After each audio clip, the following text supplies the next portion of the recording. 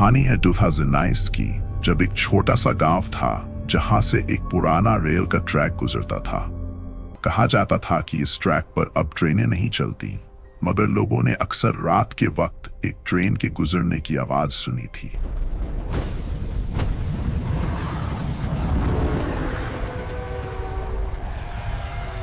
रात के 12 बजे एक नौजवान लड़की सारा अपने दोस्त के घर से वापस आ रही थी।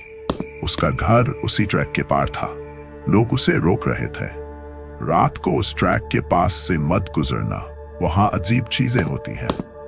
मगर सारा ने हंसते हुए बात टाल दी।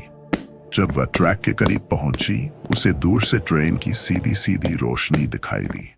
हवा तेज चलने लगी, जैसे कोई भारी जिस्म हवा को चीरकर गुजर रहा हो। मगर यह कैसे मुमकिन था? इस रास्ते पर तो सालों से कोई ट्रेन चली ही नहीं थी। सारा ने डर के बावजूद रास्ते पर कदम रखा। ट्रेन की आवाज तेज होती गई और आंख झपकते ही एक पूरी ट्रेन उसके सामने से गुजरी, पूरी की पूरी धुआं छोड़ती हुई। मगर उसकी खिड़कियों से अंदर बैठे कंकाल जैसे चेहरे उसे घूर रहे थे। सारा झटके से पीछे हटी, मगर उसकी नजरें एक चेहरे पर अटक गई। वो चेहरा उसके अपने वालिद का था, जो कुछ महीने पहले गुजर चुके थे। उसने चीखने की कोशिश की, मगर आवाज गले में ही अटक गई।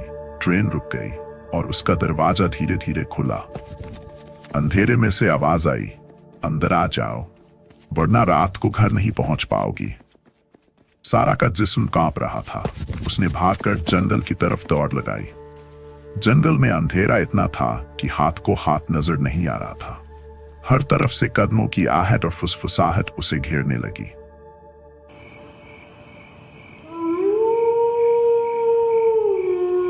वह गिरते पड़ते भागती रही, जब तक कि उसे एक पुराना स्टेशन नजर ना गया। स्टेशन वीरान था, मगर वहां एक औरत खड़ी थी, सफेद साड़ी पहने, जैसे किसी का इंतजार कर रही हो। औरत धीरे से मुस्कुराई और बोली, देरी हो गई बेटा, तुम्हारी ट्रेन तो चली गई। अब तुम्हें यहीं रुकना होगा, हमेशा के लिए।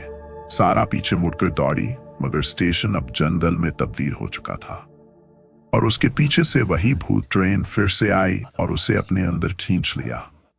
सुबह गांव के लोगों ने ट्रैक के पास सारा का खाली बैग पड़ा देखा।